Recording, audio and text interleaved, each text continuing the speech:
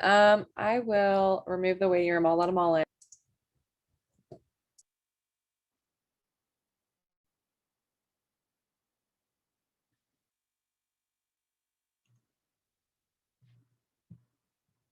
Hello, everyone. We're going to get started in 1 minute. We're just letting everyone in. Get comfortable.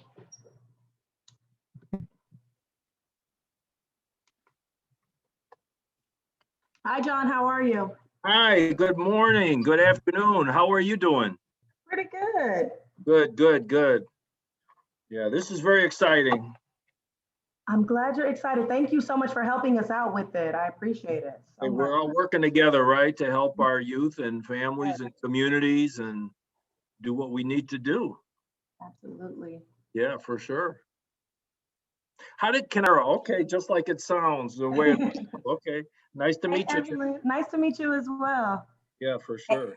Hey, Tara, your colleagues aren't with you today? No, it's just me and my colleague Sarah's here.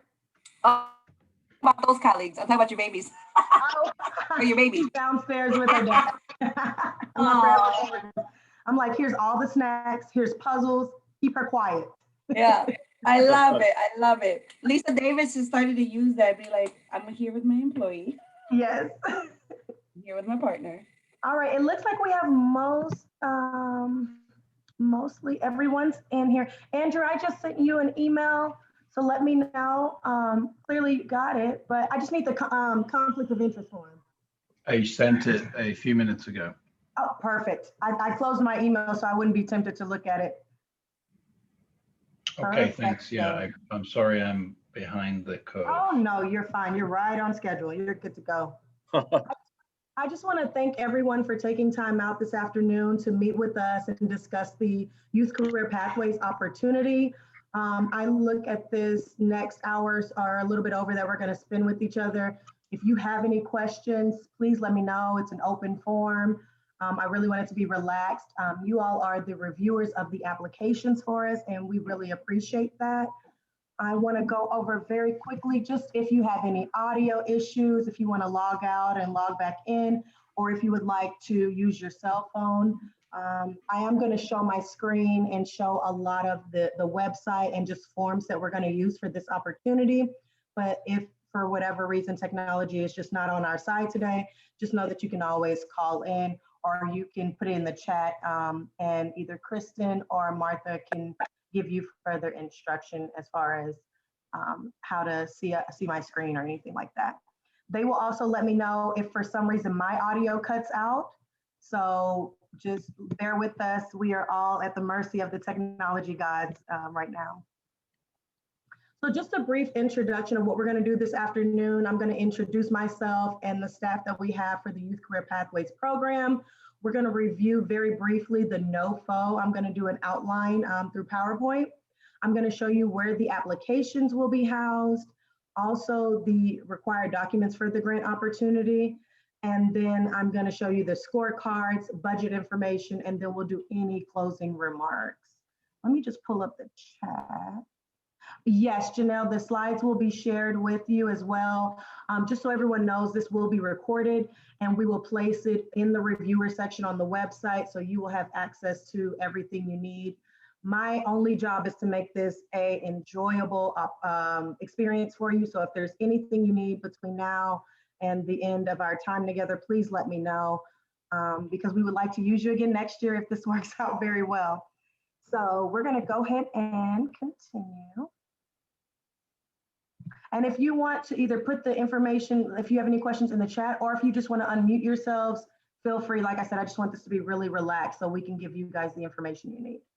So our youth department is quite large. It is 2 of us so far. My name is Tara Scott. I'm the career manager for the Youth Careers Pathways program. This is our 3rd year completing the program. And we also have our intern this year is Sarah Blaylock, and she's also going to help out with the Youth Career Pathways grants this time around. The first time that we did this grant opportunity, we had 13 grantees, and then the second year we had 7. And so we are looking between that, maybe 7 to 10 or something like that. I really felt like 7 was a really good number. We were able to stay with the organizations, build rapport, and really check in on the participants. So we're just looking at, different ways to expand the program, but still make sure everyone gets what they need. So the main website that we're using is Illinois WorkNet. We put the website at the bottom. If you have any information, if you forget anything regarding this grant opportunity, everything is posted on this website. I'm actually going to show you when we finish. The website, the NOFOs posted there, all the required documents, and that's where you actually get access to the applications. If there's anyone on this call that has not emailed me and David your Illinois WorkNet email, please do so. And so we can give you access to that. It's a special little spot online where it says access to applications, reviewers only, and that's where everything will be housed for this opportunity. So if you haven't done so, just let me know. And let me pull you all down so I can actually see.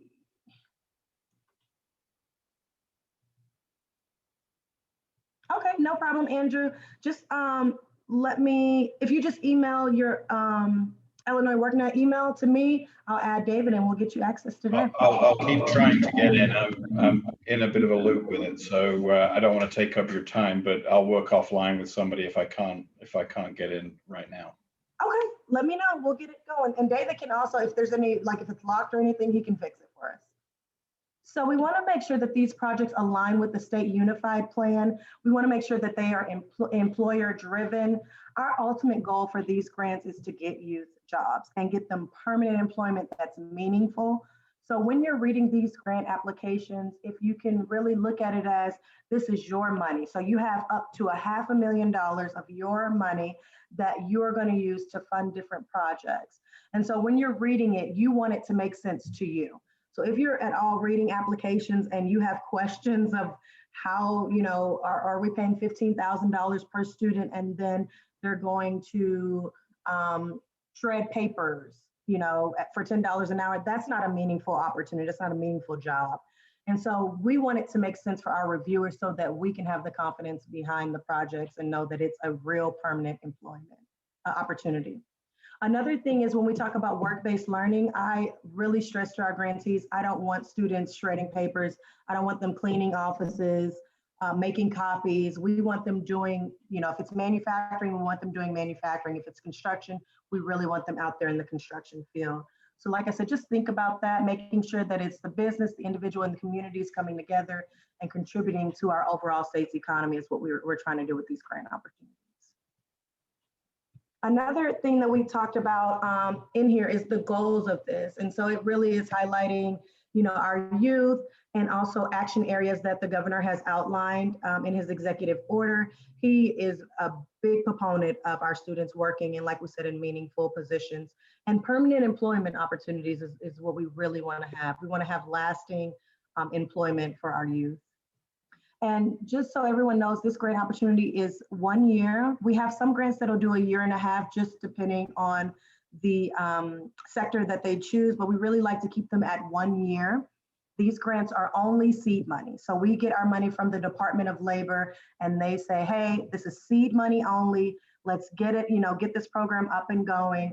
And so I stress to the grantees that we really want to make sure that you're using our money to do your program, and ultimately you want results so that you can go out and get permanent funding from other private donors, public funding, but there has to be somebody that gives you that initial seed money so that you can show that it is a great program for you. So we just want to highlight that as another one of our goals. When we think about career pathways, we're really thinking about a high quality education, training services. We're looking at this grant literally is about partnerships. You're going to hear me say that like 15,000 times because it's really about collaborative efforts.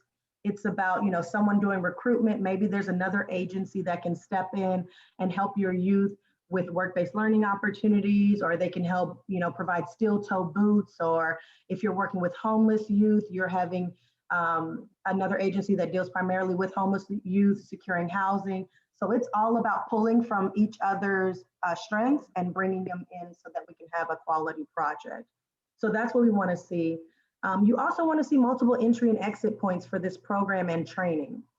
We don't want to see a training program that says we're going to train youth for 52 weeks and they must come to class every day or they lose out on this opportunity. You're going to have some youth, despite best efforts, that say, hey, I'm only coming here to get a permanent job, and then I have to go either provide for my family, I have to go do other things. And so we really want to make sure that they leave with something. So whether that's an industry recognized credential and a work-based learning opportunity, when they leave their program, we want them to take something with them, especially a credential or anything like that. So when you're reading this program, just make sure it makes sense.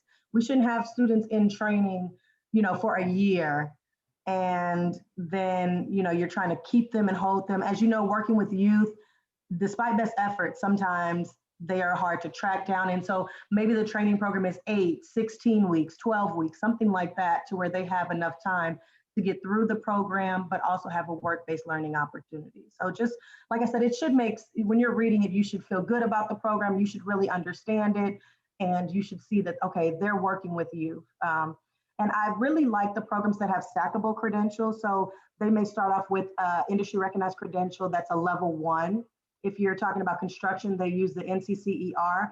And then you may have another step that's, let's just call it the NCCER number 2.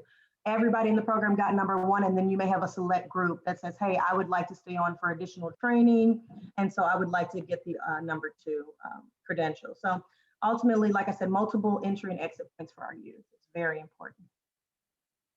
And then this is really highlighting the collaborative effort, work-based learning, training programs, education. We just want to make sure that everybody's doing their piece so that we can have a cohesive program.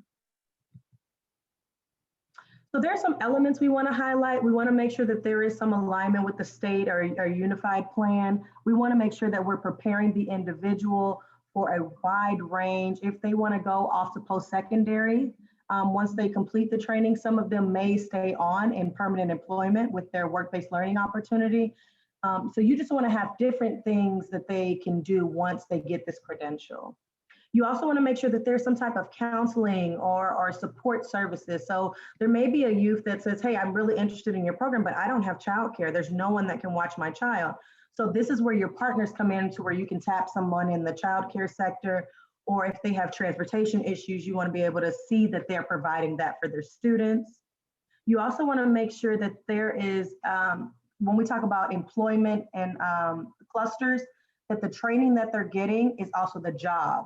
So we don't want to see youth getting trained in construction, manufacturing, health science, and then they're filling out applications to work at Walmart, Target, Amazon, because that would not be a good return on our investment. We want to see them in the same sector-based jobs. And just a moment of transparency, in our first round, we did have that issue where some students, they got the industry recognized credential, and then they were working at places that they really didn't need the training for. And so we want to make sure we're pushing our grantees to keep that consistency with the sectors. Also making sure that the education and the training programs, that they're able to help the individual, making sure that they're being met, making sure there's case management throughout. So you should really see a strong emphasis on supportive services while you're reading this. And another thing we talked about is the industry recognized credential. All projects must have an industry recognized credential. So that's something that you're looking for when you're reading it. If there's ever a time you're reading one of the applications and you're confused, we do not want you, you want to Google and make sure that it's tied to it for certain credentials, that's fine. If you want to shoot me an email and say, hey, Tara, just want to make sure they're saying this credential, is it okay? But they should be providing that information also in their grant application that shows, hey, we're doing this sector and this, credential is industry recognized. So all of the grant opportunities must serve youth with barriers. So you want to make sure that they're showing that part, and they also want to integrate the workforce and also supportive services. A big thing that we wanted to check for this time is the sustainability of the project. We want to make sure that it makes sense that someone would fund it in the future. So like I stated, our projects that we have right now are seed money only.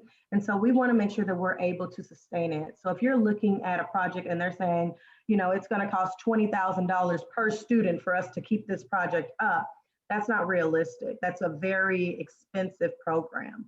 We typically see and fund projects that have a cost per participant between $5,000 to $10,000.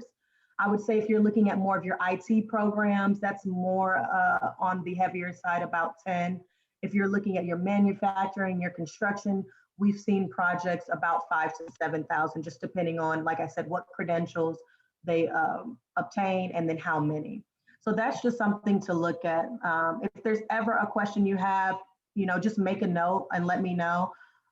You don't have to look at the budgets and understand them. We have a whole finance department that does that piece, but we want to make sure that it makes sense and that it's fundable. That's the biggest thing. And like I said, if you have any questions, let me know. We can hop in. I'm moving the chat box.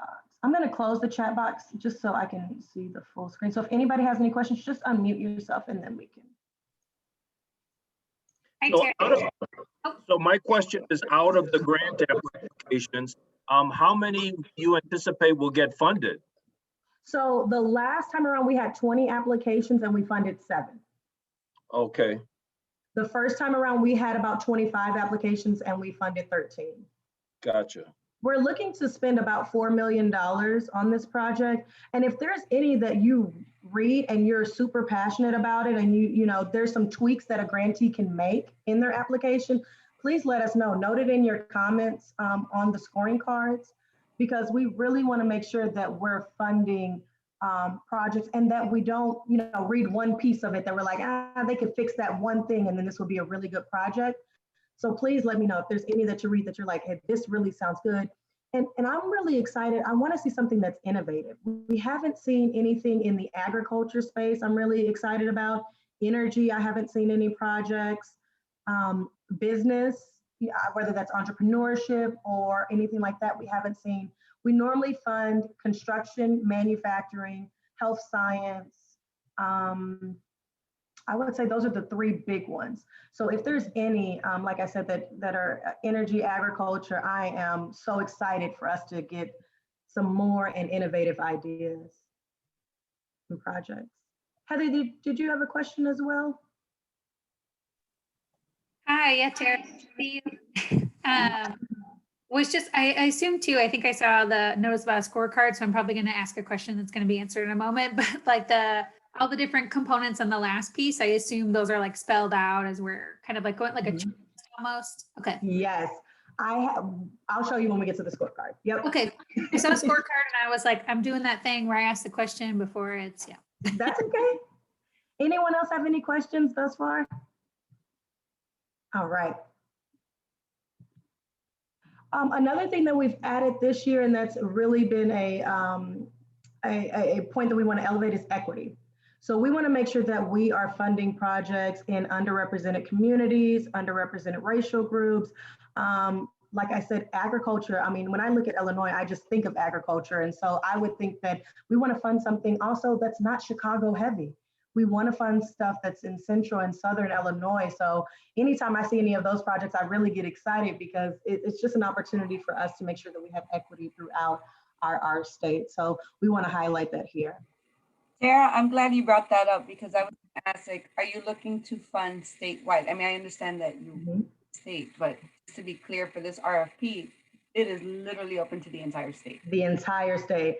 And oftentimes we get so many applications from Chicago. So like I said, when we see anything from the southern state, part of the state, we get really excited about it. So I hopefully this time we get some more. When we talk about target populations, we're looking at individuals with disabilities, returning citizens, parents, single parents, people that have been, our students that have been underemployed.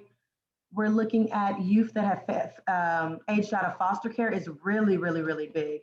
There is a study that we were looking at, and we actually had a program, I want to say a couple of years ago, where students that aged out of foster care, you know, sometimes you get your independence and you're like, okay, I'm done. You're not in my business anymore. I don't have to meet with you monthly. I'm out of here. I'm free. And then we've noticed that after a couple of years, they actually wanted to come back to care or wanted that support.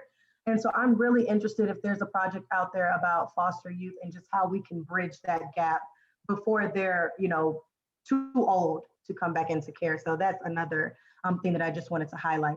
Also English language learners.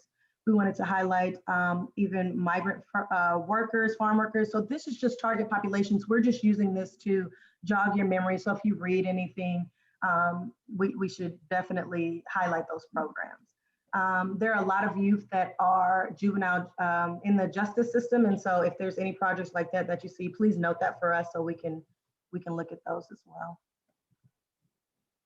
Disproportionately impacted areas, like I said, you don't have to do any research.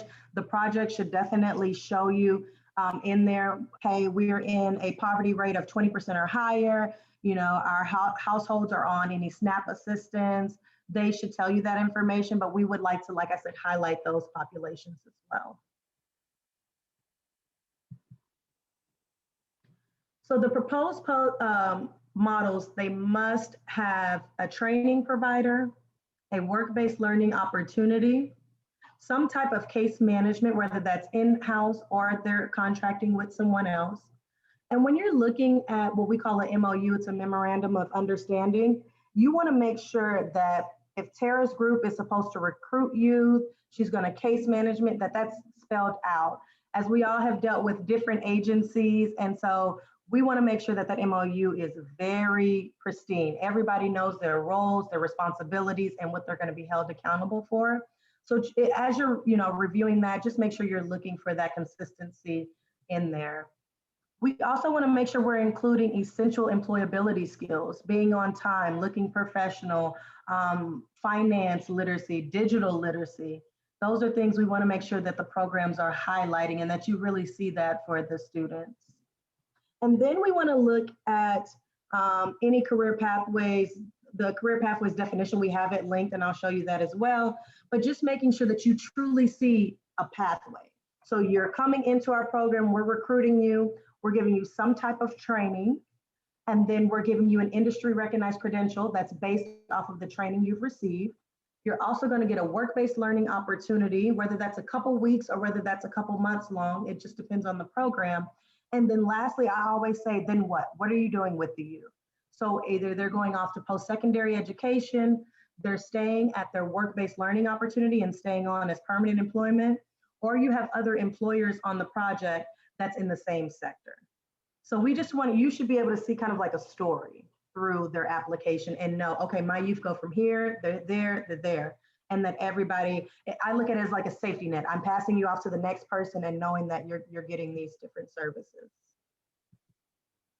So we just wanted to highlight here, we have some preferred models that we really want to highlight. Equity, like we talked about with the disproportionately impacted areas. If you see any that are youth with disabilities, I really want to fund some of those projects. We've had a DEI program in the past that was really, really good. And so if you see any, please make sure that you're letting us know that, you know, it's working with the youth with disabilities. We also wanted to talk about 10 program components. So you're looking for partnerships, you're looking for a business, and it looks like the business is actually engaged and they're a true partner on the project. You want to make sure that the industry is in demand. If I'm in, you know, in Southern Illinois, you want to make sure that I'm not looking at occupations that are in Chicago or the other regions. So you want to make sure that what's in that region is really a high demand, high skill occupation that they have noted there. And like I said, you should get all this information from their application. So if it's not noted, or if you have any questions of, okay, you're having all these farmers, where are you going to put them? Then those are questions you want to note on your scoring card that, you know, it looks like it's a lack either of partnerships, employee partners, or something like that. You also want to make sure, like we talked about, that there is a credential that they're obtaining that is very, very important to have an industry recognized credential. Work-based learning is 20%. So 20% of their overall project must be in work-based learning. And that is to pay youth for working. Some projects may say that they want to have it as an unpaid internship, which we have, but I advocate all the time for youth to get paid. It's just working with students, especially with high school students or students that are out of school, they could use the money for something. So I really, and this grant opportunity really offers us an opportunity to pay them. So if we could do that, that would be great. You want to look at workplace skills. You want to make sure that they have some type of individual career plans. You want to know that there's some type of case management going on. The individual supports we talked about. I love when a project, we had one funded a couple of years ago.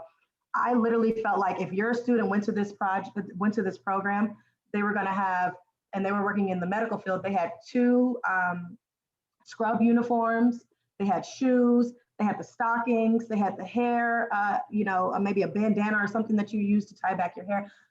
I felt like the youth were ready to work. There was nothing that they needed to purchase on their own. And that's really ultimately what these projects should be. You want to have it to where they are providing so much support for these students that all the youth have to do is show up, show their best self, and work. Not worry about, do I have the right shoes? Do I have a tool belt? How did I get here? Transportation. So you want to make sure that you really see an effort from the agency to provide that support. And like we talked about, it doesn't necessarily all have to come from the agency. This is where you have other partners on the project. So it's a big project, but ultimately we're focused on the individual getting all the supports that they need.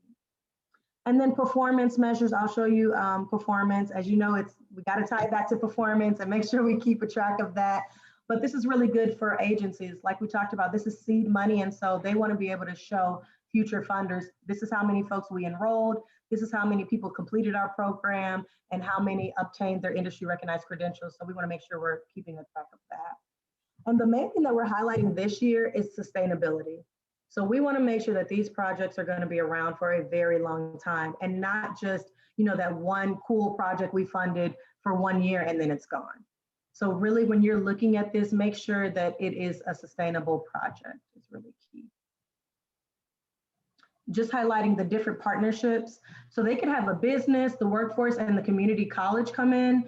You could have the workforce system. We deal with in-school and out-of-school youth for some projects. They can't pick both, so they have to choose one.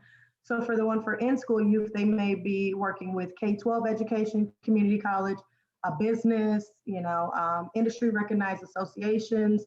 So it's just different ways you can configure partnerships, but it is open. So this is the biggest thing about our partnerships that we see. And then talking about the MOUs, making sure that all projects must have at least one business attached to it. If it does not have a business attached to it, we can't fund it because it leaves our youth hanging. We gave them a great opportunity, we gave them training, and then we have nowhere to put them. So when you're looking at these applications, please make sure that you see at least one business partner. I would love to see more, the more the merrier, but at least one business partner. And then when we talk about a formally established LWIA relationship, this year we actually added a letter of consistency from the LWIAs, and that came about because we funded projects before and the local area knew nothing about it. And so we found the only way that we're going to be able to do that is to have a letter of consistency. And I'll actually show you an example online.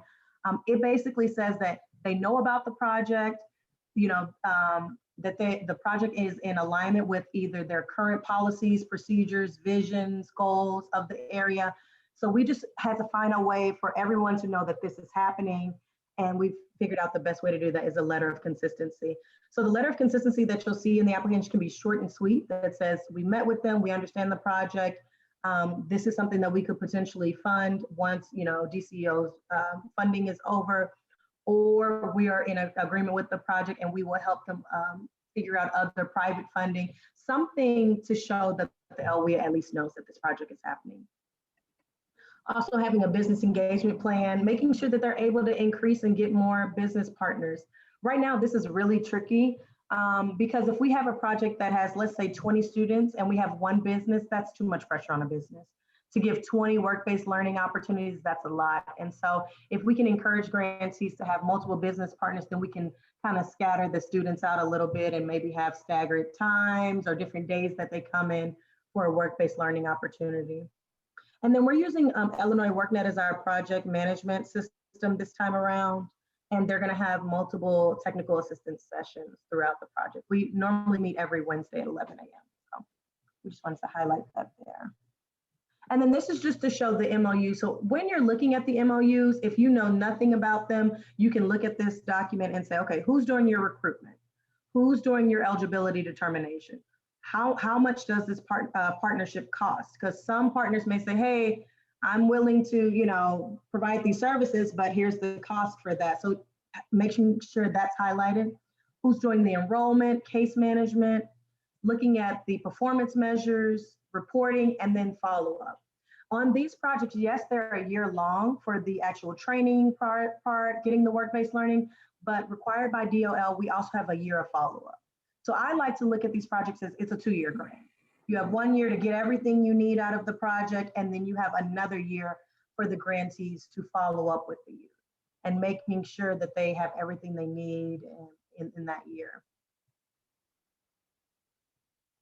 This is just a map of the local workforce areas, and we just wanted to highlight, so if someone tells you that they're in the central part, you know, West Central, or if they're in the southern region, we just wanted to have a visual map of that. Tara, I have a question. Yes. Hi, this is Lisa. I think the slide before you had mentioned you mentioned 2 years. You said a 2-year grant. Yes.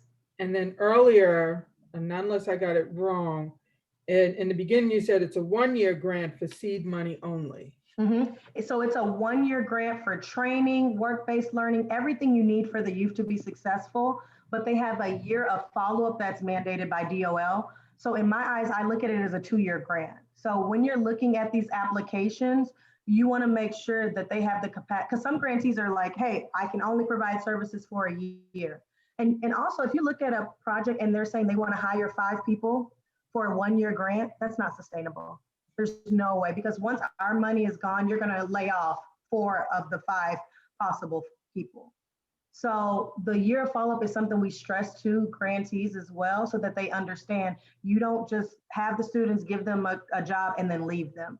You actually have to hold on to them for a year and provide case management services, 2-way conversations, and talking to the youth and making sure that they are, you know, doing okay. Do they need anything? It's not just to give you training and I'll see you later. So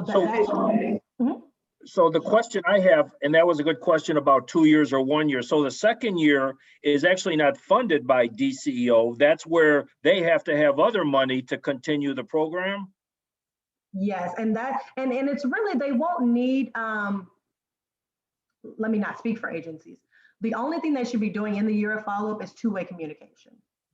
Just talking to the youth, texting the youth, Facebooking the youth, making sure that, hey, we had, because the first year that they have funding, you're getting so much support. The youth is getting everything, transportation vouchers and all of that. The second year is really you checking in and saying, now that you have a job, we got you permanent employment. Are you doing okay? How's the job? So it's really just case management that second year. But we just like grantees to know that it's not just 1 year and you're done and you wipe your hands clean and you walk away. And that's, like I said, mandated by DOL that we have that year of follow-up for any youth grant. So do they get the grant in the first fiscal year? Do they get quarterly? How do they get paid this grant? So they submit for their funding quarterly. Quarterly. And we have quarterly. Mm-hmm. So when I talk to grantees, I'm very upfront about do as much as you can in that first year for your students, because the second year you should just be checking in monthly. Hey, you doing okay? Everything all right? And they're documenting in our system. You know, hey, I talked to John today. He's doing well on the job. Or I spoke to John and we really had to talk about conflict resolution at work. You know, he's having some issues with a coworker. So that second year is really just a check-in. And I actually like that DOL put that stipulation in there, because at first we had so many grants where it was just 1 year and then a lot of organizations were just done. They didn't know where the youth went. They didn't, you know, if you said, hey, you worked with, you know, Andrew last year, how's he doing? And they're like, I don't know, he's off our books. So I think hopefully this will keep, you know, first build the report, but this will also keep them kind of tied together for an additional year. But all the money gets sent to the provider the first fiscal year. Yes. Okay. Yes. So I have another. So Tara, so it's not reimbursement? It's an No, it's reimbursement. They're getting reimbursed. So then they're submitting vouchers to the state and then they're being We reimbursed for have a, services, just like us at the city. Yep. But so what I do is every month I actually send them like my screenshot of my, the system. that we use, Expenditure report? GRS. Yeah, I send them, it's like a ledger. And I'm like, you spent $10,000 this month. And then the next month, if they spend like 50, I'm like, woo, woo, woo, everything okay? You spent 50. So every month I'm showing them exactly what they're spending. One, you want to make sure that they're spending enough, to keep up. And then also you want to make sure that it's sustainable, because if you have it to where you're spending $20,000 per student, that's not sustainable for any, unless it's a huge agency that gets private funding, that's really hard to do. So it's also a reality check of them looking and saying, hey, look how much this program is costing you, But I always like to throw out there that it is a 1-year grant on paper, but in actuality, for me, in my mind, it's a 2-year grant, because you have to keep a track of those students.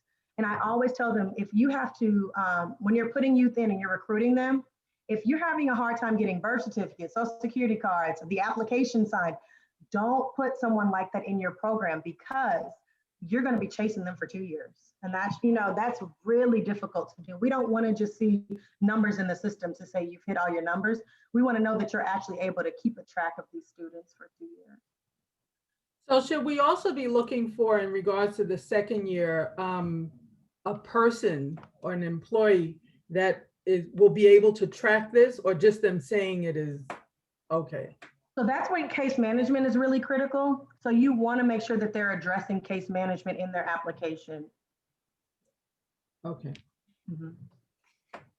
But when you're reading the grants, they're going to write, most grantees write it up as a year grant, but we have stressed on our technical assistants, it's still a year of follow-up for this grant opportunity. So that's why if you look at, it always jumps out, because 9 times out of 10, some agency doesn't. We're going to hire 3 case managers. We're going to hire 4 new staff. And my first question is, that's wonderful and amazing. This is a year grant. Are you going to be able to sustain those other 3 people? And then they're like, you know what? We're going to hire 1 or 2 case managers, because I want them to look at this. This year is going to fly by. And so you want to make sure that I'm already working on sustainability the first day that they're our grantees, because the first year is done by the time we look at it. Is the information provided the providers stated so that the providers know that a second year is included or should be included? That's pretty made clear in the information they received. Yes. Okay. And we have said it, we put it in writing, but we've also said it on every call. And actually when when we're looking at the applications and kind of going back and forth, discussing money and how many participants, if I see an application and they say, I'm going to recruit 100 youth, and I'm going to do that for $200,000, I'll automatically, my ears are up. I'm going to cut you down to 50 youth, because you don't want to put that much pressure on yourself as a provider. This is a project where you're learning, and it is okay if a grantee comes to us and say, hey, I have 20 youth, and if we're doing well in the first quarter and we're doing all right, can we add youth? That's a great problem to have. But I don't want a provider to have 100 youth and they have so much pressure on themselves of like, we got to get them in because we told them, the state that we would do 100. So we really want to look at a whole lot of things when you're looking at these applications. Does it sound feasible that they're able to do 100 youth for $200,000? I doubt it. That's a really cheap program. I mean, that's pretty much nothing. So you want to, it just has to make sense for you reading. And I love that we have people from outside that don't read the grants all the time, grade them and review them, because there's stuff that I miss, because I'm so used to, hey, make it nice and light on yourselves. Don't put so much pressure. We can always add more youth. I can add more money. Don't tell the grantees that, but we can add more money if the project is going well. But having it to where you have so much pressure on yourselves, your money, it's tight. I always tell grantees, don't do that. So if you're reading it and it sounds like it can be sustainable, that would be great. But always look at these as they're 1-year grants on paper, but I always remind them it's a year follow-up. Okay. So this is the WIOA map. One of the things we talk about is the 14 youth elements. And this is where partnerships come in. So one agency possibly could provide these services, but it's always good to have a partner. If it's a smaller agency, you know, maybe they're having someone come in to do financial literacy. So you want to make sure that these programs are also providing either tutorials, any recovery classes if they're dealing with in-school youth, occupational skills training, paid work experience. You want to make sure that they're at least having either they're providing these services or they have someone on their team that's providing them. And like I said, that should be outlined really in the MOU, and it could be addressed throughout the narrative of the project. Tara, this is Norman. I have a question related to supportive services. Mhm. Are you thinking that they should also provide stipends to students, or is that not part of this? So here's the thing, stipends are legally, they can legally do that. We shy away from stipends. And the reason why is because we have the work-based learning opportunity with 20% of their grant has to be used for that. So if they're doing stipends and work-based learning, they're eating up, they could easily eat up 50% of their budget. Also with stipends, we found in the past, we had one grantee that was, you come to class, you get $100. You take a drug test, you get $50. And when you're doing that with students and your relationship is always transactional, when that relationship is done or when they are self-sustainable, it makes it hard because then they're like, hey, I went to work 5 days a week. I need something for that. Or I'm only coming to your program because you're providing money and I'm not really coming to your program because I'm getting something out of it. So we do shy away from stipends for the youth projects.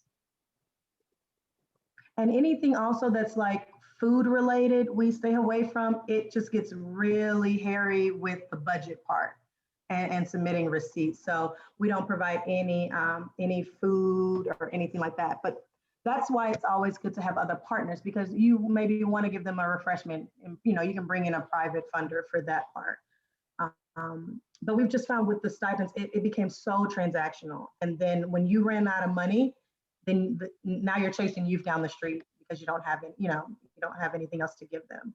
Yeah, no, I was just because, I mean, from experience, we used to do performance-based stipends based on attendance and academic performance, and that tends to work well. But you're right. Unfortunately, stipends eat up your budget very quickly. I mean, you could literally be paying 50% of your grant just in stipends, right? It's crazy. Yeah. So. And because the federal government has mandated that 20% in work-based learning, that takes out a huge chunk. Of it. So if you add a stipend on there, I could easily see it going 50, 60%. And then you're trying to cover the program itself. It could be quite expensive. Now, can you clarify what you mean by work-based learning? Because, there's a variety of things that can be done in that area, but what is it in particular that you're looking for here and how the programs pay for that so that when we're reading these proposals, we have an idea. So work-based learning can be different. So, and this is what we really want you to look at.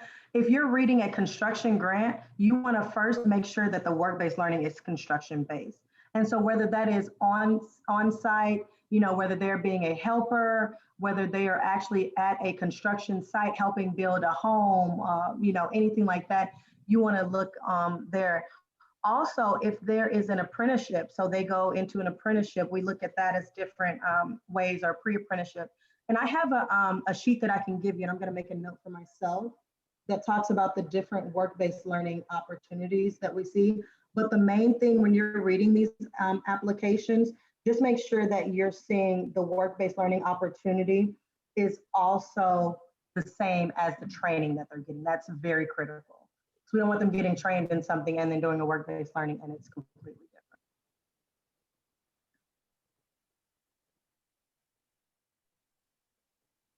Anybody else have any questions? And just also note on the work-based learning, it could be 4 weeks, it could be 4 months. It just depends on the program. So when you're reading it, there's no set time limit, but I'd like to see youth in a good work-based learning at least 3 weeks or so, because I think of a week, you're just kind of figuring it out. The second week, you're actually doing the job, the hands-on things, or maybe the next 2 weeks. So I do like to see at least 3 weeks for them to be on the job working or doing something. I think a week or 2 weeks is just too short, but like I said, it also depends on the program. Talking about work-based learning. So it's, I mean, like I said, we're going to say this 50 million times, but 20% of the budget must be in there. And it can be in the form of paid and unpaid. Like I said, I always advocate for paid internships if we can, because we have that 20% in there. It also, under work-based learning, pre-apprenticeship, registered apprenticeship, on-the-job training is really, really good. And that's when you have an employer that says, hey, I want to hire Tara immediately. And so they're bringing you, underneath their wing. The thing, and let me just kind of give you behind the scenes. So 20% of work-based learning, technically you can put in case management under there if you have your staff going out to the work sites, but we really like to see youth getting paid. So that would be like, if it's an unpaid work experience, then the way they would do that 20% would be staff costs, going out there, making sure the students have their drug tests, making sure they have their backgrounds, so that they could do that. But like I said, I advocate heavily, and we've talked on the webinars. I really like to see youth get paid, especially during this time when families have so much going on. COVID-19 considerations. So as we all know, we've lived through, hopefully, a very challenging year. And so we want to make sure that they have some type of contingency plan. So when you're looking at that, making sure that they have some way, if God forbid things go back and we're on any lockdowns, we don't want youth to just say, oh, your work-based learning opportunity is done because we can't send you to a factory today. We want to make sure that there's some type of plan in place that says, although you won't be working on the machinery, in person, you can log into the computer, you can do this for your job. There's other things that they can do. And this is where having the employer is very critical, because they will be able to tell you, these are the things you can do from home that would still count as, working, and then these are the things you can't. Now, places like, or sectors like construction and manufacturing, it's very tight, because those jobs in person, very tactical. So this is really good and important for employers to let us know, and really let the agencies know what you can actually do during online platforms or through online platforms, if we have an issue of outbreaks or anything. Did last year's grant applications include a contingency plan, or were they? No, okay. But guess what? They ended March 30th. So I was just thanking everyone, because, that would have put us in a really, really tight position.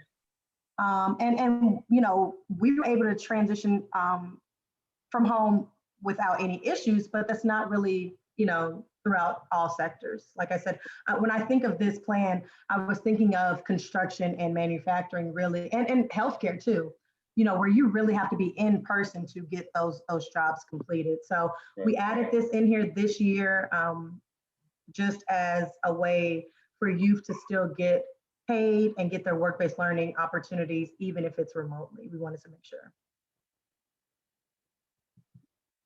So performance.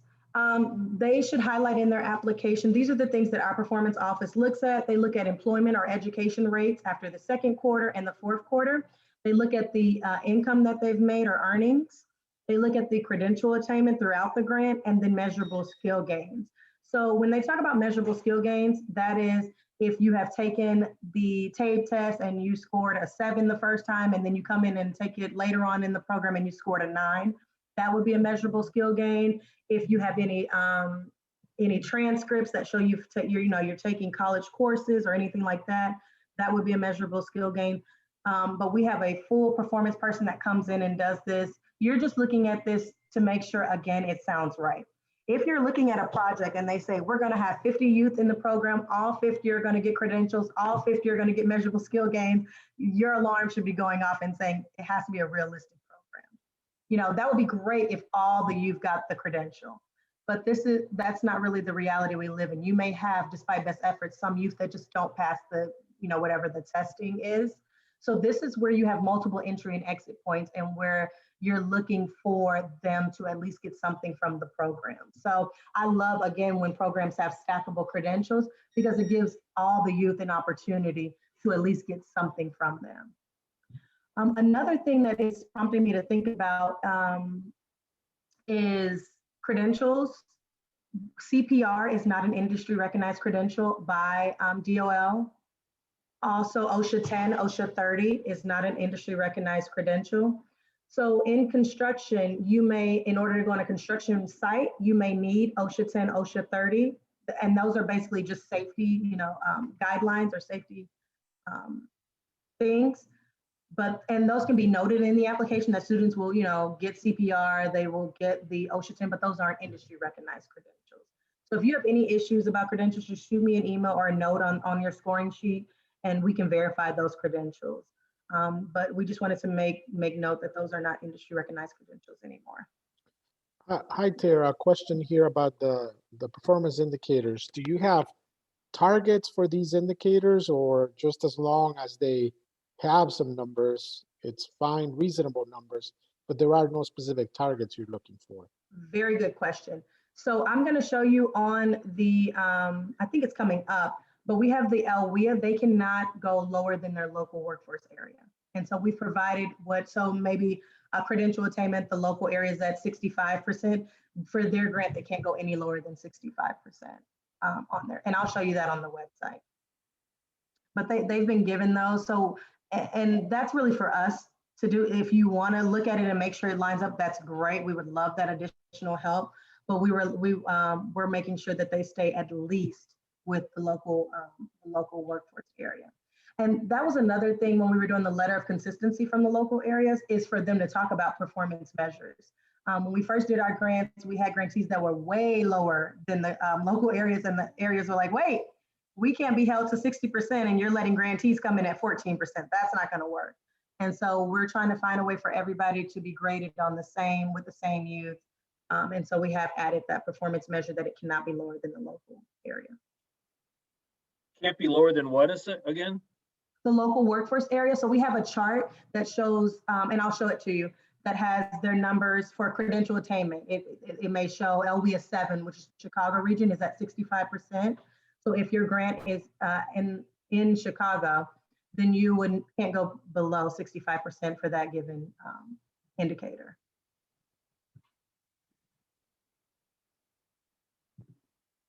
Sustainability.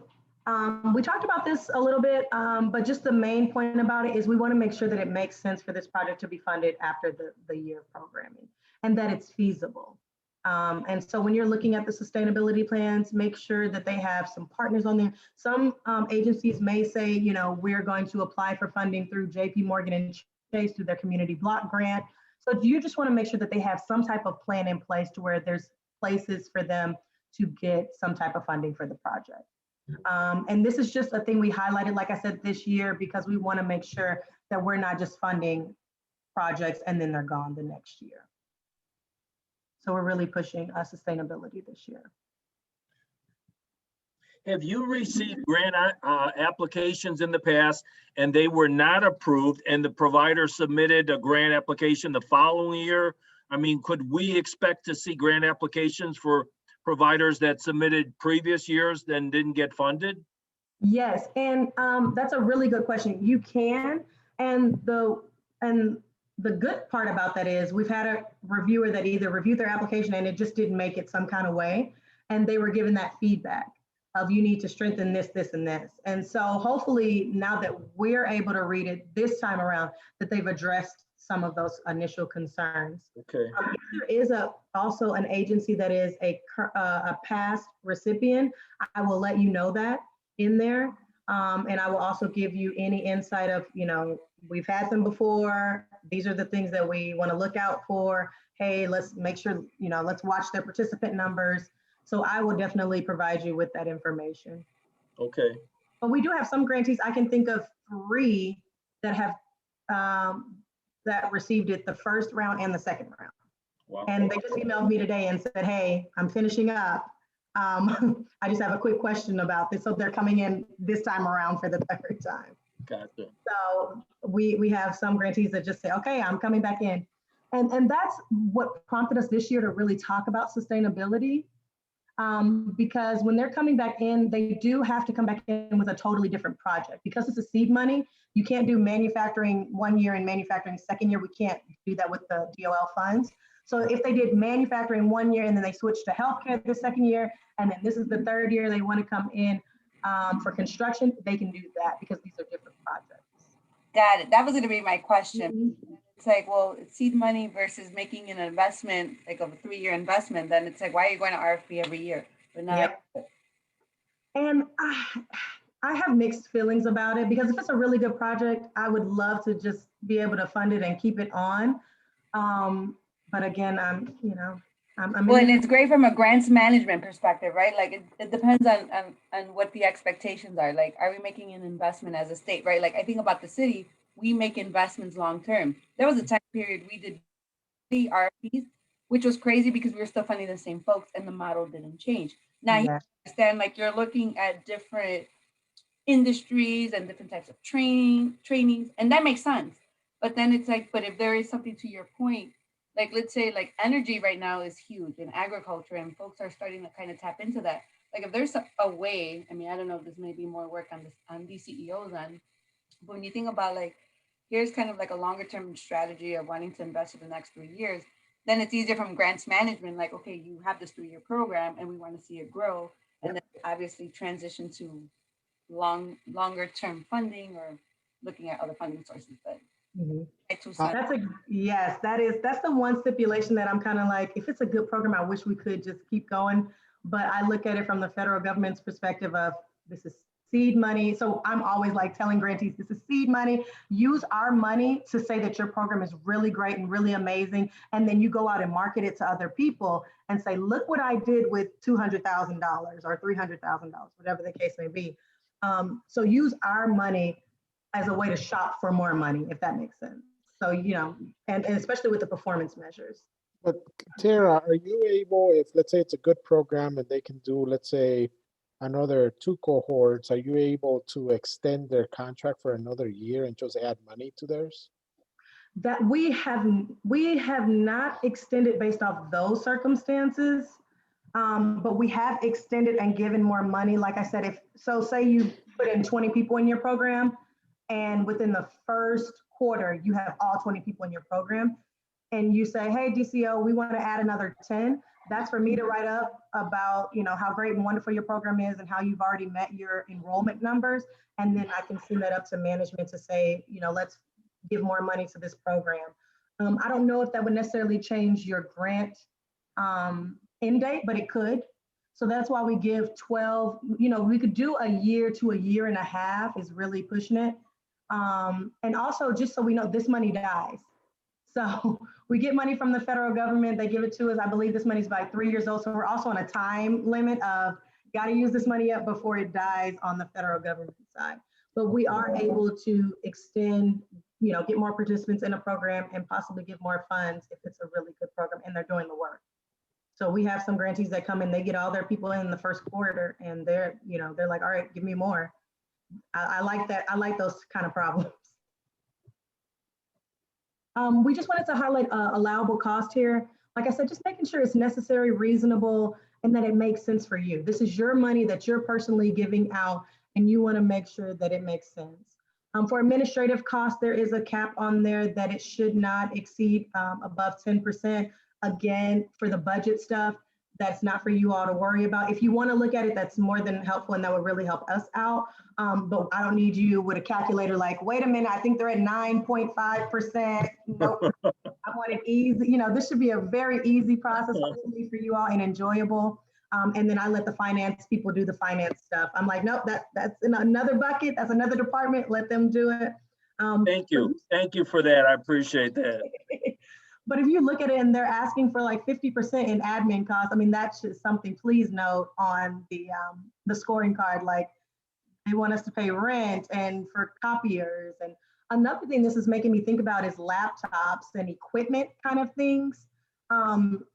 So if there's a program and they say, hey, we want to buy all our youth laptops and there's not a true need for it, so hopefully something like that you will flag and say, we don't need, I mean, this is, federal money, but we are not out here just giving out stuff just because we have it. We really could use those funds for something else.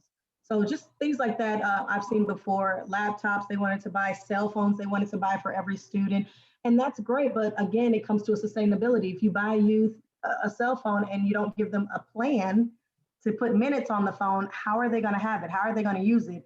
And we're not paying cell phone bills every month. I mean, so it's just stuff like that that I really hope will jog your memory, and you know, the alarms will go off and you'll say, uh-oh, you know, this doesn't look right or anything like that.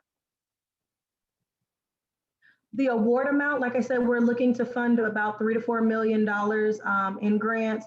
The maximum that they can request is $500,000. And then the grant period is about 12 to 18 months. We really like to keep it at 12 because we want to have it to where we're aligning with the school year. It's something new we've also done. So just to take a step back, before we would start our grants in October, and then they would end right before the school year was out. And it would also actually be in the middle of another school year. And our schools that we were working with were like, you can't do this to me. We're missing performance numbers. So now this year is our first year trying it. We're actually going to align with the school year. So we're going to start in August.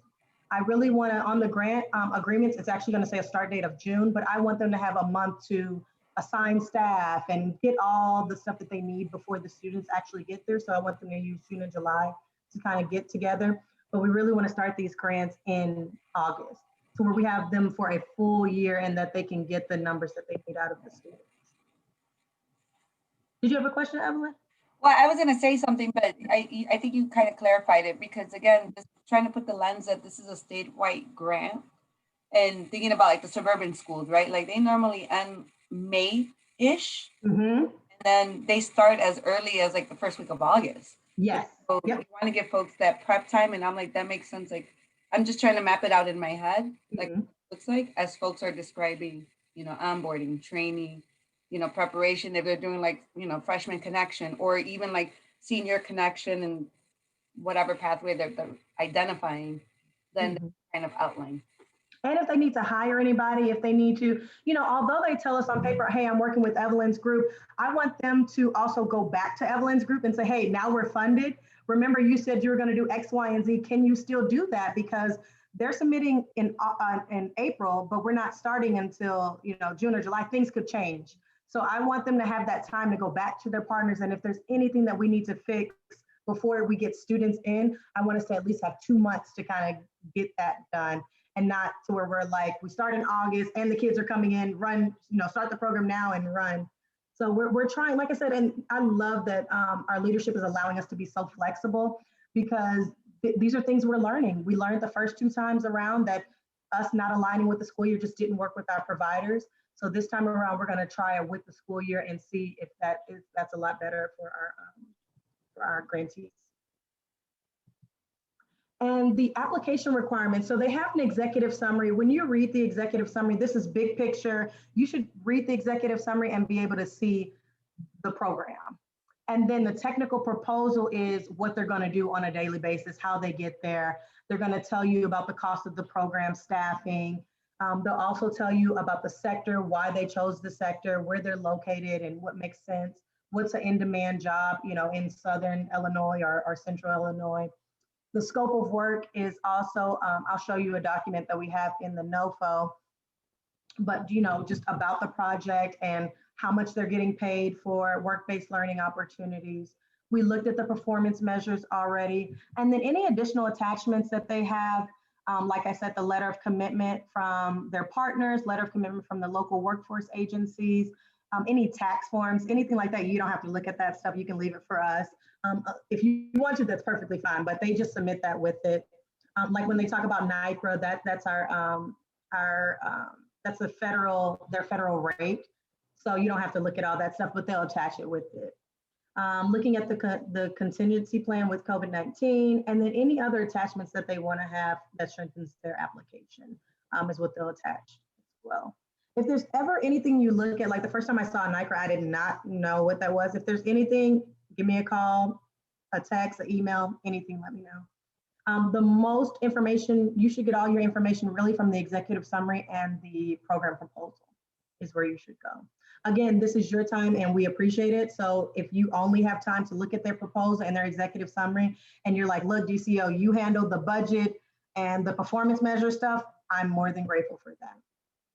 So just let us know. successful projects, partnerships, business engagement.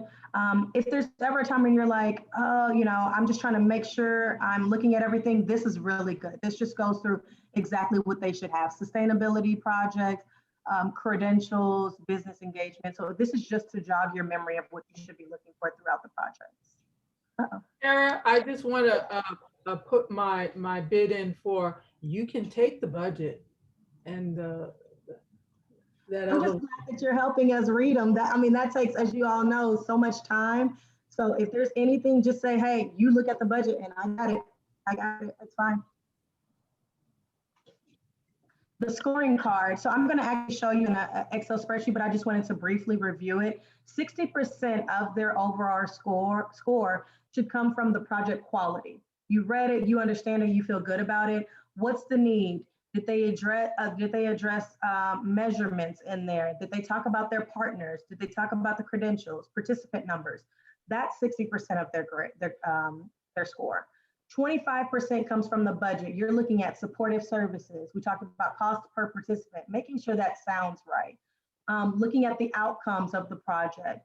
You also want to look at them leveraging funds. If they say, you know, we have a provider that's willing to do X, Y, and Z, that's really good feedback. If there's matching funds, that's even better. We've actually had a couple projects that have leveraged funds and matched funds, which has been really, really helpful, because then it covers those things like stipends if they want to do it, like lunches if they want to do it, and then, you know, we keep the federal stuff to the side. So I really like that as well when they match funds. When they match funds. I am moving you all down. And then the last 15% is the capacity. Looking at the organization, looking at who their partners are. If it is a grant that deals with homeless youth, we should definitely see a homeless youth provider on there. We should see housing providers, you know, clothing providers or something like that. So just making sure it makes sense. That's the biggest thing. I mean, when you read these applications, you'll be able to say, okay, I can see this form, and you'll be able to, you know, draw pictures in your mind of how this looks for a participant is the biggest thing. Have you had situations where somebody may have scored a grant application very high and someone else didn't score it high? Is there someone who looks at that and makes the decision or call? Yes. Third reader. Yes, that makes my job really, really hard, but it's okay. But what we also do is we bring we're going to split you out into different groups. So let's just say the red group. And John, if you scored them 100 and Evelyn said there are 15, we're going to bring in the red group and we're going to say, okay, for this grantee, you know, you scored them 100, and we'll look at your comments. But it's also an opportunity for you to say, the reason why I scored them 100 is because they provided this, and this. And then maybe Evelyn will say, you know what, I didn't even think about that, or I didn't see that. And so it gives everybody an opportunity to have a conversation about it and see if there's any need for any scores changing or anything like that. We can do that at a meeting. But what we don't want is for just me or Sarah or anybody in our organization to say, John's right, Evelyn's wrong, you know, or the score. So I like to have a meeting about it so we can discuss it, because there's context that we're clearly missing, either on, you know, and it could be the other way, where you're scoring them 100, Evelyn's scoring them 15, and she says, John, did you not see that they wanted $20,000 per participant? We can't do that. And you're like, you know what, you're actually right. So we'll have a meeting. Hopefully that doesn't happen too often. It doesn't happen as often, but that's our way around it without one person coming in and just funding a project. We're trying to take in all feedback about the projects. Thank you. So the review and selection process, we just wanted to highlight, you guys are the review and selection committee and team members. We can request any additional information from grantees or from applicants. I like to grade it on what they've submitted. Because sometimes when you give people the opportunity to submit more information, then they start tweaking and changing the project from what you read. So if we could keep it based on what they've submitted and grade it off of that, that's great. But if there's ever a time when you need additional information, like I said, shoot me an email or note it on your scorecard and we can definitely follow up with them. And then this is where we're talking about the notice of state award. We're trying to give them out in May of this year, and then they can start in June. So between now, we'll see if that works. I know a lot of reviewers are ready, and it also depends on your schedule. So the due date for these are April 1st, which is next week. And so if we have everyone read them, let's just say over a long weekend, it's Easter weekend, over a long weekend and everybody gets them in, we could have the notices out by May. If people need a little bit more time to read them, then we may have to push it back to June, but it's really flexible. We're just excited about the additional help. So we are very flexible as far as, if you need 2 weeks, a week to read the applications, and it really depends on how many we get. So I do want to wait until after the 1st so that I can send an email out to everyone and say, hey, we received 20 applications. Here's the list of, applications that were submitted, and then I can show you your group and group members. You don't have to do anything with your group. It's just so that we have account for, so like if we had any construction grants, I do want to send them over to Norman's group. If we have any education grants, I would send them over to Heather's group. So just, different for DFSS, we just want to see what we get, and then we can kind of see what group they would fall under. If we get nothing but healthcare grants and nothing else, then we'll just divide them up evenly amongst everyone else. And that's also something new we're trying this year. So if you feel like it works, let us know. If anything in this process, you're like, hey, you guys need to kind of tweak this a little bit, let us know. Our leadership and our very large department, we're open to switching things around for the next time. Just important information, the website is always the first place you want to go if there's anything you're thinking about. Again, they're due next week, April 1st at 5 p.m. This is the email address they're going to send them to. And then, like I said, the anticipated start date we have on there is July. That is just so they can have enough startup time. I would say June, July, depending on when we finish grading them. But June, July is when we want to go ahead and do a start date. So is there anything else before I show you the website?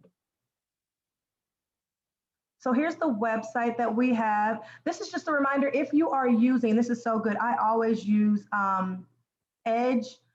It is a bug in there. So if you want to use Chrome to look, so when you're doing the materials, if you click on here, it automatically opens them.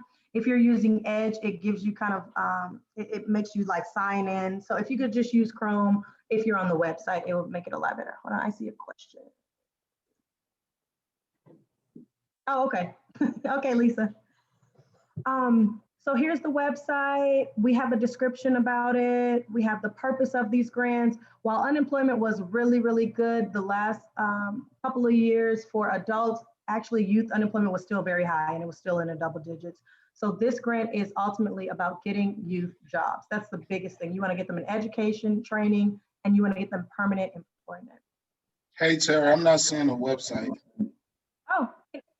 Oh, can everybody else see it? No, we cannot No. see The PowerPoint. Nope. Can't see it. Hold on, let me stop. I thought it was sharing. just loading. Oh, there you go. Thank you. Hold on, let me share again. What about now? Perfect. Yep. Thank you.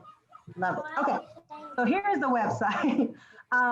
Again, that yellow is just telling you about Microsoft Edge is having that glitch. So just use Chrome if you can, or Firefox or Safari, it opens up.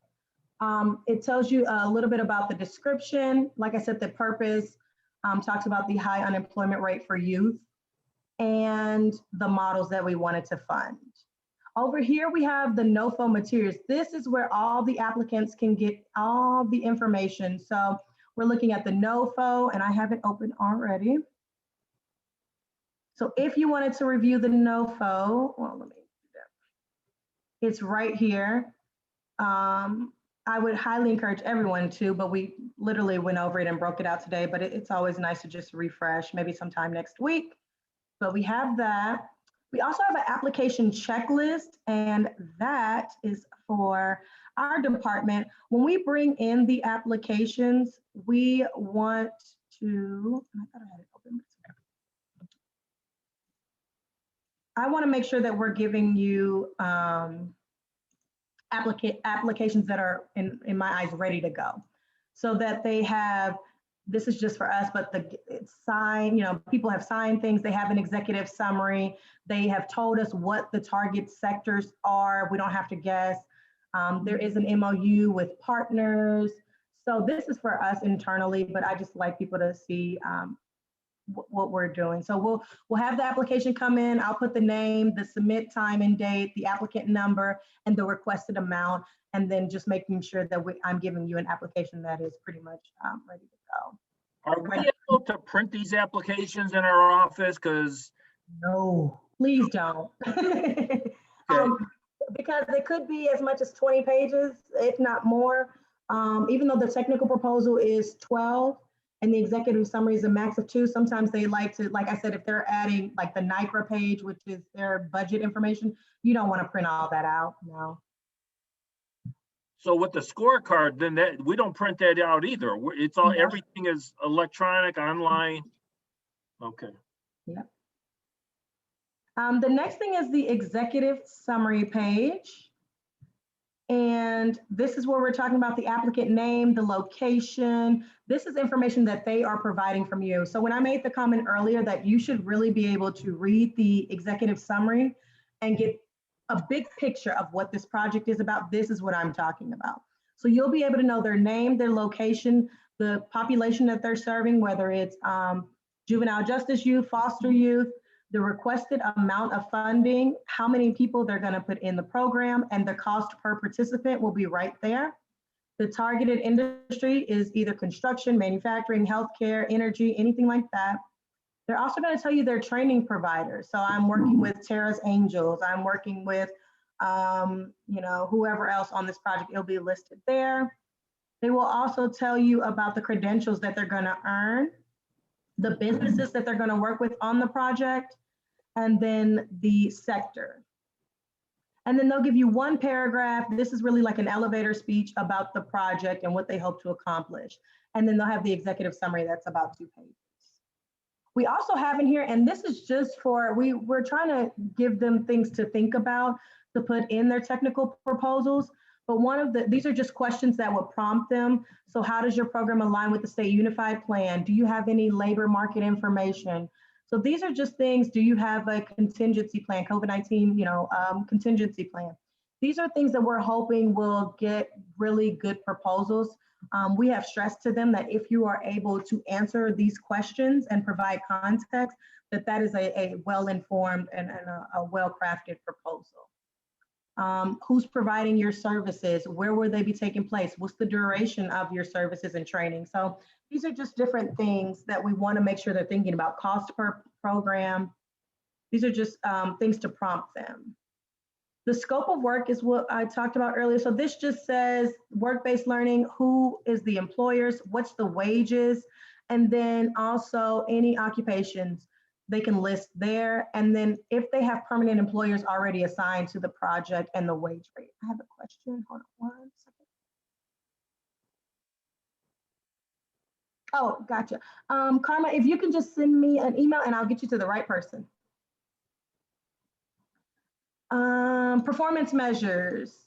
I will show you the LWIA, but this is just the same thing that was in the slide, just showing them the different things that we're going to hold them accountable for. If they don't know what credential attainment is, it's right here, and we have an actual definition. So for each performance measure, right underneath it, it'll tell you what it is. So if they're not familiar with anything, measurable skill gain, we give you the definition of measurable skill gain and the TEAGL that it's associated with.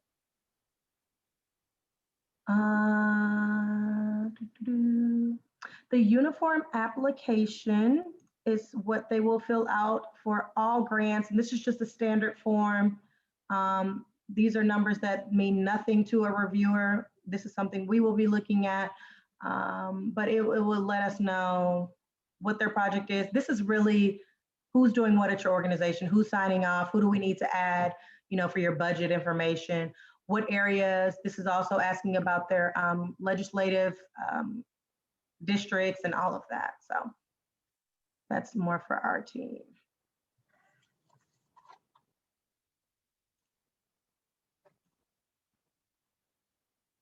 The next thing is the budget. I just want to do a few highlights on this. Don't run away when we show you the budget. It is a lot, which is why I let the finance team handle this. It's so many tabs at the bottom. I'm not sure if you can see it, but it goes all the way, I believe, to 18. Tara, I can only see the website. Thank you. So let me stop and let me share again. I tell you, we're at the mercy of the technology gods. Can you see it? Yes, thank you. Okay, perfect. No, thank you.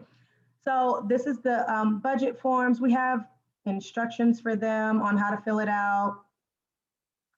This is what we'll be looking at. So really, I start with section A, and you will be able to see, like I said, I completely understand if you say, nope, DCO, this is you handle the budget. I'm here to read it and see if it sounds right, that's fine. But if you're interested in looking at it, they have their admin line items. They have and this is just in school where it says I/S or out of school O/S.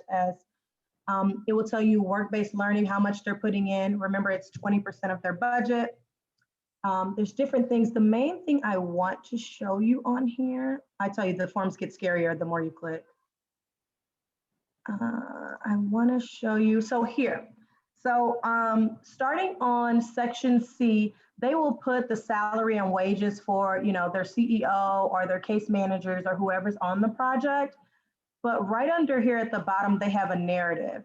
And I tell grantees all the time, make sure you fill up this narrative. So it could put, if they put up here, we want to do, if we're on the supportive service tab and they say we want to buy 100 steel toe boots, just let us know down here.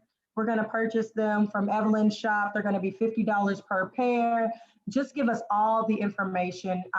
So if you're ever looking at something and you say, this just doesn't sound right, I would always look in the narrative just to see if they've explained it a little bit more and gave us more context. Is there any questions about the budget? Because they're pretty much the same. They just have different, this is personnel salaries they would have. And then, like I said, the narratives are always at the bottom. If you look at this and they say their CEO is spending 100% of the time on the grant, please send us a note and say, hey, let's check the budget on this, Evelyn. So just It'd be like, that's a lie. For a seed program, I'm like, it better be like 5%. Right. But see, that's the good thing about having other agencies, because you all have your own grants with the city. And so that is something you're also looking at, because it has to make sense. So like I said, if there's any other time where you're looking at it and you're like, this just looks weird, just let me know or highlight it and send it to me. We can look at it. But just things like that I've seen before, and I'm just like, oh, 100%. Okay, all right. So we just wanted to highlight and show the budget as well. I'm gonna stop and start again just so I don't run into that issue. Or can you see the screen? Did it go back to the website? Okay, that's so weird. You wanted us to see section 3, right? Budget worksheet and narrative. So which one? The section C, budget workshop and narrative. Oh, no. So I'm gonna stop sharing. Okay. Lord have mercy. No, you're fine. No, thank you all. It's technology. When it's working, it is working. I swear, I think it's probably the latest update of Zoom. The same thing happened in Teams. It's I didn't think about that. Mm-hmm. So here's the performance measures. Is it showing? Yes. Okay, good. So this is what we're looking at when we talked about the local workforce areas. Here are the performance measures. So for credential attainment, if they're in LWIA 7, they cannot go below 67.5% in their performance measures. So we have it listed out for all 26 local areas, and we're just looking at the employment rate at the second and fourth quarter, median earnings, credentials, and the measurable skills. So we just want to make sure, go ahead. They will list in their grant application what LW1A they are, aren't they? Mm-hmm. Okay. And if you're reading it and you're like, I don't have time for this, just let me know. It's okay.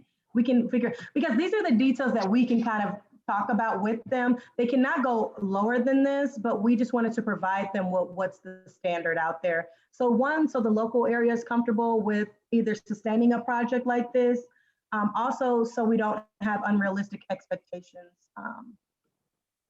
LWIA 1 is missing from the list. Thank you, Andrew. I'm like, is there an LWIA 1? I think the tabs. Oops. Yeah, Lake County. I'm the chair of it. Ah. LWIA 1 is under the state negotiated goal. Oh, no. I will double check with our performance folks. But I think you're right. Oh, yes, Carmen, this is your department, right? Yep. Thank you. So LWIA 1 would be right here. There are other LWIAs that are also missing. There are, and so this is done after the other, so a lot of LWIAs, well, not a lot, some of them actually combined. So LWIA 16 was by itself, and now it's under, don't get me wrong, but I believe 15 or 17. So you will know, and like I said, if you ever read them and you're just like, I don't have time to figure this out, let us know. But this was done after we had some LWIAs combined. So it doesn't go straight down numerically.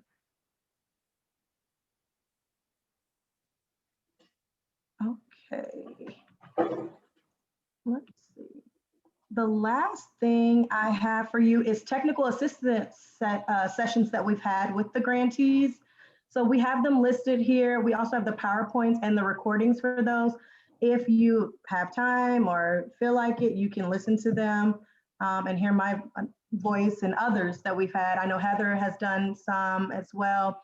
We've had business engagement, work-based learning. So what we did was we took the NOFO and the big bullet points we wanted them to have, we took it and made technical assistance sessions. So things that we really wanted to make sure that they understood. Performance measures, they had an entire session about it. Workers' rights was on here as well, sustainability plans. So if you wanted to look at that and just see what was offered to the grantees, it's there. Like I said, it's the PowerPoint and the recordings. And last but not least, we have the funding information, the times to submit, and then the appendix, which has desk references on here. If you are confused about what the career pathway definition is, it's right here. You just click on this Word document. When we talk about target populations, it's here. If you want to know more, or if you want to look at that LWIA map, it's right here. The letter of commitment, I can show you. Did it open for you? Yes. Okay, perfect. So the ultimate goal with the letter of commitment is for us to know that they have sat down with someone in the local workforce area and that they've discussed their project. And they'll be able to say, you know, it like I said, aligns with our policies, practices, goals that we have for our youth. And we could talk about that they're in good standing and that they support the submission of the application. So literally, I just told a applicant earlier, you can copy and paste this and send it over to your local workforce area and have your conversation and just make sure that they are providing you the letter of commitment. So you'll see some of these, we'll see these when they submit them.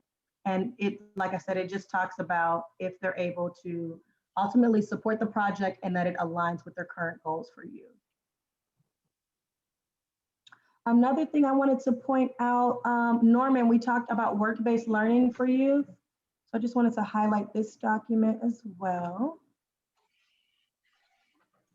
And these are the different types of work-based learning. So they can have a registered apprenticeship, a pre-apprenticeship, work experience where it is on the job training, job shadowing, internships, and then on the job training is also carved out by itself. So I just like to show that. We really wanted to have it to where if there's any information that you needed regarding this grant opportunity, at least it's somewhere posted on the website. So if there's anything else you can think of, the performance measures, if you again wanted to look at that, it's here. And then we just highlighted, go ahead. Yeah, did you talk about the scorecard? I'm gonna click on it last. Oh, gotcha, okay, sorry. No, you're fine. Here's some of the pathways. So we talked about agriculture. Oh, you know, I haven't seen one in architect either. Okay. Education, finance would be really, really good.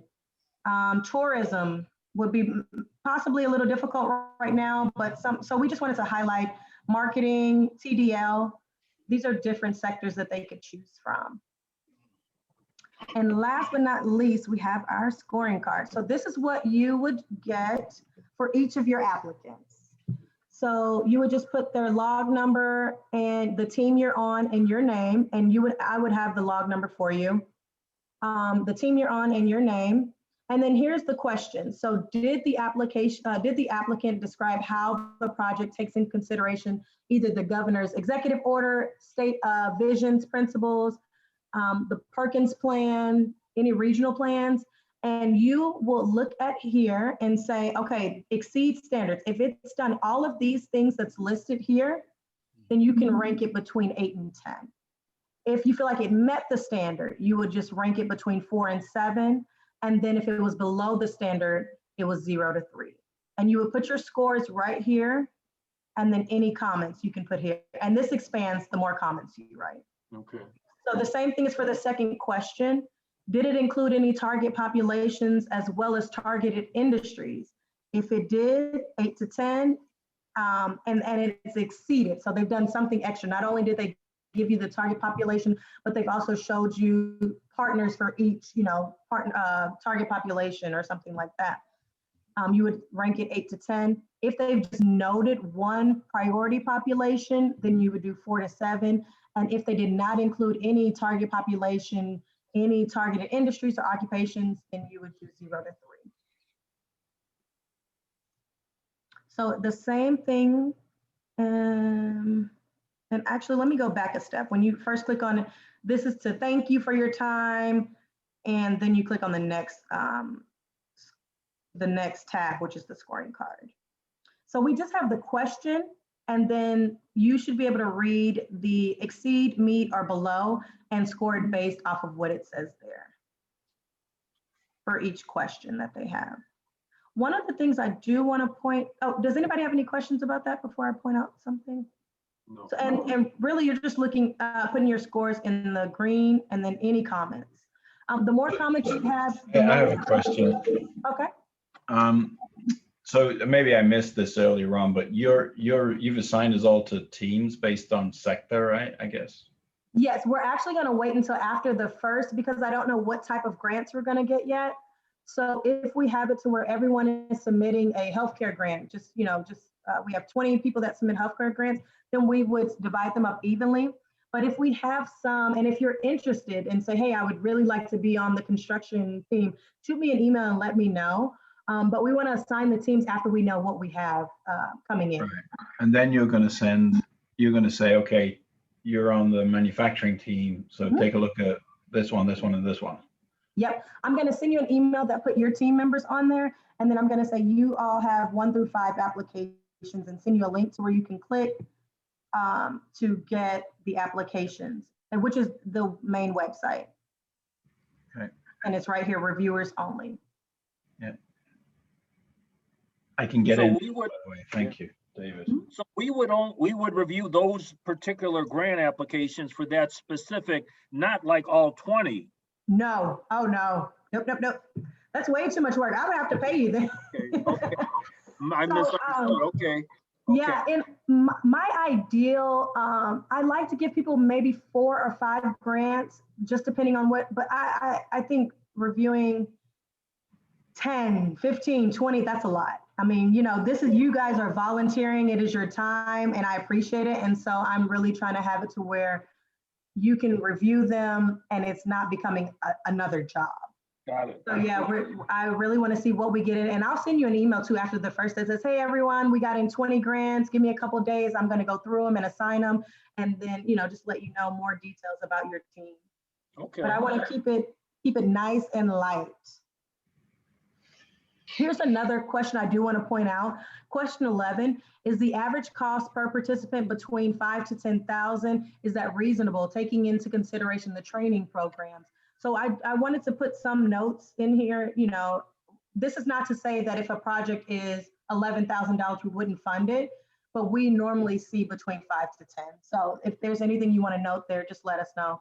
And this is where you would put, hey, they're asking for $18,000. If they could cut it down to 10 or anything like that, this will be a good project to fund. The last thing I want to show you is the bonus points. So each of the proposals has an opportunity to earn bonus points. And this is if they are doing one of those proposed models, if they're working with equity and showing how this project will be equitable, if they're working with youth with disabilities, you want to be able to note that here and give them 3 extra bonus points for that. If they're working with teenage parents, you want to be able to note that and note that here on the scorecard. The last page on here is just recommendation comments. If you have any concerns, let us know.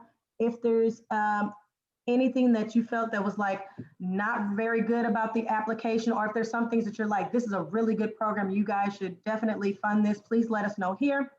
If you would like to fund them, you would put yes. And here, when you click on line 7, a drop-down box comes. Yes, I want to fund them. And would you recommend full funding? You would say yes or no. So you may say, this is a great program, but I don't think we should fund them fully. And you can say, hey, they're asking for $300,000. I think we should do about $250,000, and here's the reasons why. So that's something we needed, you can note in here as well. Does anybody have any questions? That's just the last page of the scoring card. So for each of your grants that you're scoring, you have one Excel spreadsheet for that grantee.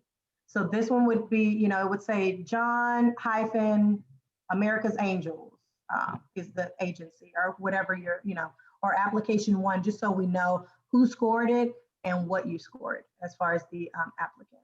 But there's one of these for each one. But let us know. Send that back to you. Yes. And if you want to send them all at once, that would really help us out. So if you could just save them all and then just send one email that says, I've done my 5, here you go, here's my 5 Excel spreadsheets, and I'll see you next year. I had so much fun. That would be really, really good.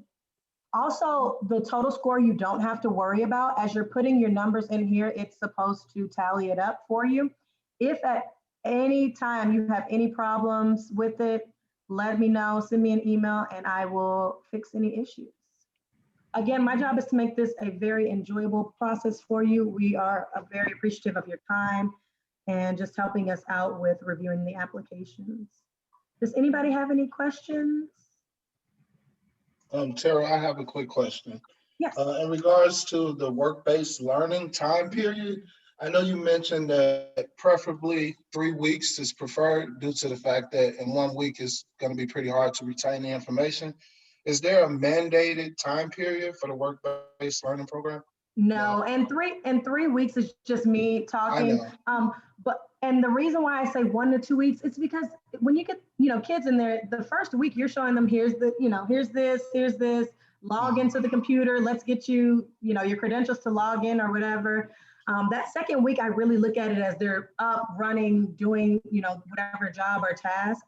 And then by the 3rd or 4th week, they should really, have their task and know what they're doing.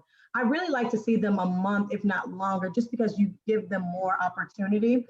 But then I know it is associated with work-based learning and the 20%. So depending on how many people they have in their program also dictates the length of the work-based learning program. We also had it to where some businesses have come in as partners and said, hey, I want to pay for some work-based learning to give them an extra week or 2. So if you see any of that, please let me know, because I like that. That shows an investment from not only the agency, but the employers. So that's really good. It looks like we have 2 more questions. Thank you, Evelyn. Thank you, Heather. Time-wise, would you say 60 hours? We would say about 60 hours, Heather. Yeah, I don't have weeks on that necessarily, but I guess I'm like, if we're trying to like ballpark and think about, like 60 hours in 3 weeks might be a lot, might not be enough, or I don't know. Mm-hmm. And like I said, it's when you're reading it. So something I'm thinking about is like IT. They may be able to do a lot of it from home and get a lot of work-based learning hours, out of the way, versus construction. If this was during the winter, it's really unlikely that we would be able to have folks outside on a construction site every day, weather permitting. So there's so much flexibility in that. But again, this is where the grantee is providing you with that information and saying, from April 1st through May 1st, they are at, Heather's Hot Wheels from 8 to 5, and we're going to pay them $13 an hour. So that information should be provided to you. We should not search for any information. That's the overarching theme, especially as reviewers. If you have to search for it, it's not presented to you, and that's a problem for projects. One more question, Andrew. Oh, thank you, Andrew. Thank you so much. It's a lot, but like I said, if there's anything that you can think of, any issues, email me, call me. I'm available. My job is to make this a very good process for everyone. Thank you, Mike. Thank you, Lisa. If any more questions? Perfect. Again, thank you for your time. And I will get an email out to you all next week if you would like. Don't forget, these webinars are being recorded and they will be housed in your reviewer only section. Next week, I'm going to do a very brief overview of the scorecards just one more time, and we will have that. So we'll send that out to everyone that's on the call. And then they are due next week, April 1st. You will get an email from me that says, you know, this is what we have in, and here's your groups, and then I'll send you the scorecards. So the only thing we would need back is the scorecards from everyone. Thank you so much, everyone. Thanks, Tara. You've done a great job. Thank you. I think I'm sweating through my shirt, so I'm gonna go. You look You did a fantastic